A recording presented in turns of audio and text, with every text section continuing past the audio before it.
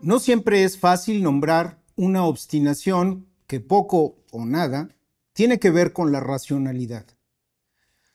Pero cuando el pensamiento político se reduce al placer de ver arder lo ajeno, algo hay que decir al respecto. Ponerles nombre a las cosas siempre abre paso al entendimiento. Bienvenidos al espacio de opinión y análisis de la 4TV. Soy Germán Castro. Por estos locos días, en esta fecha agraviosa y maltrecha, monstruosa y contrahecha, a la derecha estrecha de este gran país ya no le queda más margen de acción que festejar tragedias. Sí, festejarlas. Usar los infortunios compartidos en motivo de júbilo. El dolor de los demás en bandera. Los conservadores mexicanos quieren que a la mayoría de la gente le vaya mal, nos vaya mal. Su flamante proyecto de nación puede expresarse claramente con 9 palabras. Que todo se vaya al carajo para poder celebrarlo. Eso es lo único que le queda de sustancia a su ideología. El goce por el fiasco ajeno, el rechazo al bienestar colectivo, la esperanza de que la desilusión cunda, la negación sistemática del cambio. Es una postura que recuerda más a una economía libidinal que a un programa político. Un gesto que más que ideológico es pulsional, pura envidia kleniana, esa forma primitiva de odio hacia todo lo bueno, lo pleno, lo vital. ¿Cómo llamar a este raquítico ideario? Permítanme algunas propuestas. Si nuestra intención fuera enfatizar la falta de proyecto y la descarriada pulsión de muerte de los conservas, propongo conservadurismo nihilista. Aunque, ojo, bien podría decirse que es un oxímoron. Se venden como defensores del orden, pero su práctica es el sabotaje. Así que, más que desventaja, tendría la prerrogativa de resaltar la hipocresía esencial de la derecha gacha. Ahora, que si preferimos esquivar la aparente contradicción, podemos usar conservadurismo tanático. De hecho, el filósofo español Miguel Monrey ya usó tanatopolítica para hablar de los regímenes que administran la muerte como los fascistas. Tanático, por supuesto, proviene del griego tánatos, la personificación de la muerte en la mitología griega. Así que conservadurismo tanático subraya el hecho incuestionable de que en lugar de proponer, su obsesión es destruir, negar, paralizar. Ahora, que si quisiéramos aludir más directamente a esa actitud que no propone, sino que castiga, sugiero reaccionarismo punitivo. Una etiqueta que, aceptémoslo, podría ser tachada de pleonasmo, porque efectivamente, toda postura reaccionaria es esencialmente punitiva y todo castigo, cualquier punición, es necesariamente reaccionaria. No es casualidad que el reaccionarismo y la venganza sean tan buenos compañeros. Uno no puede existir sin el otro, como si no supieran hacer otra cosa que soñar con multar al futuro y querer cobrar intereses al pasado. Otra opción, rencorismo.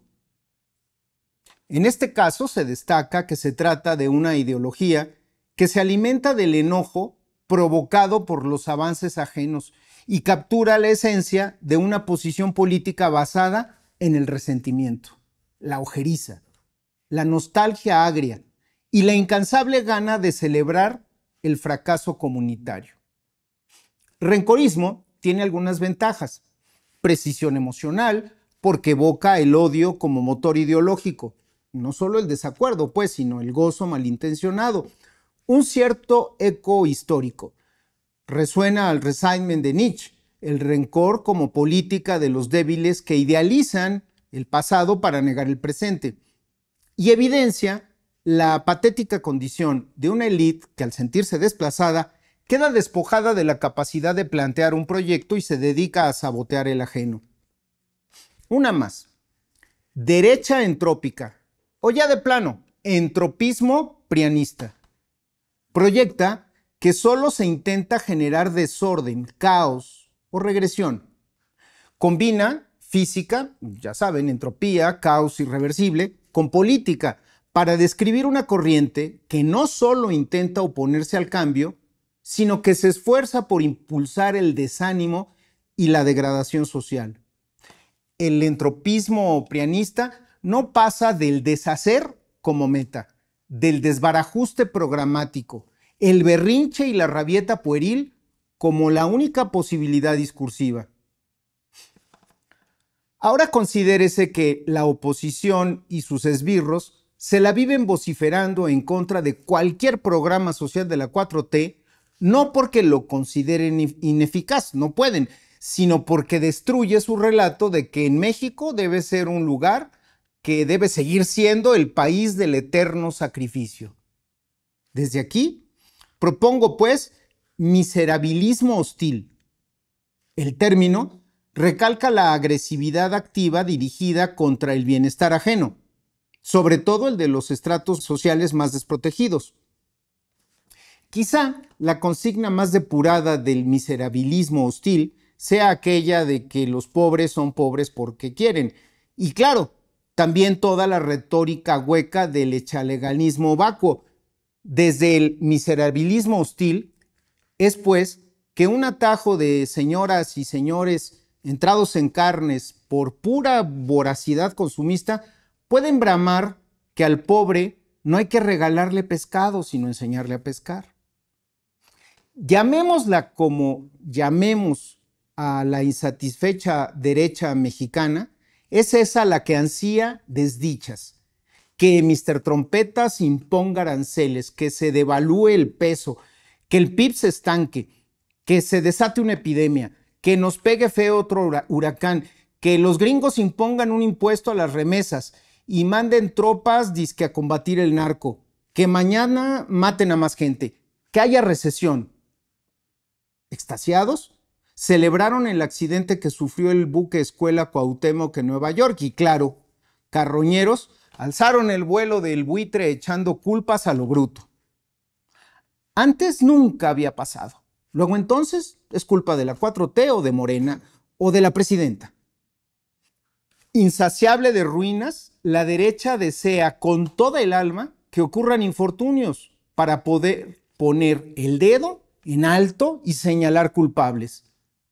Accidentes, fenómenos naturales, efectos dominó, pero sobre todo la enorme cauda de saldos que seguimos pagando como inercia de los pésimos gobiernos neoliberales.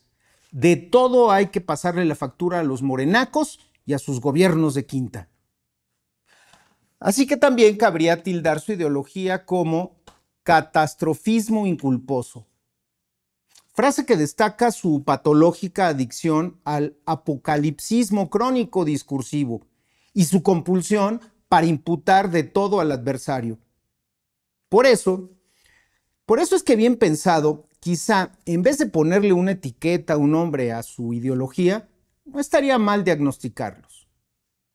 Digamos para allá que la oposición de este país sufre de trastorno de catastrofización inculposa, TCI, el cual presenta el siguiente cuadro clínico.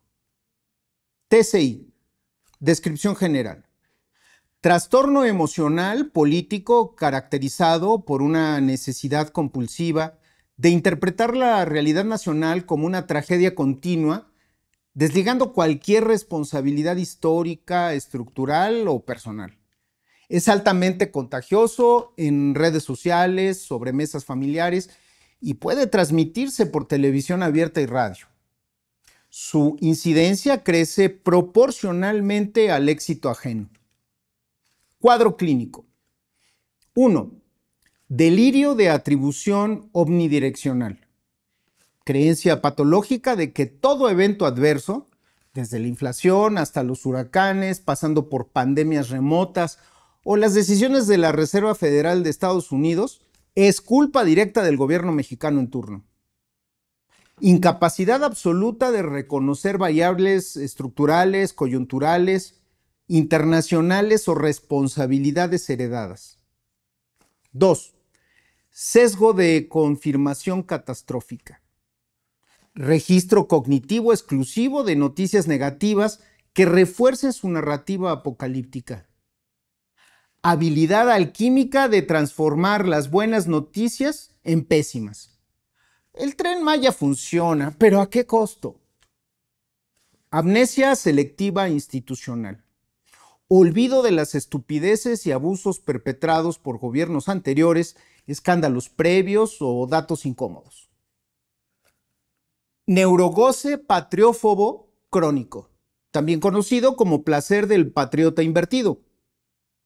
Producción de enormes cantidades de dopamina al presenciar fracasos colectivos, en especial si afectan al país entero.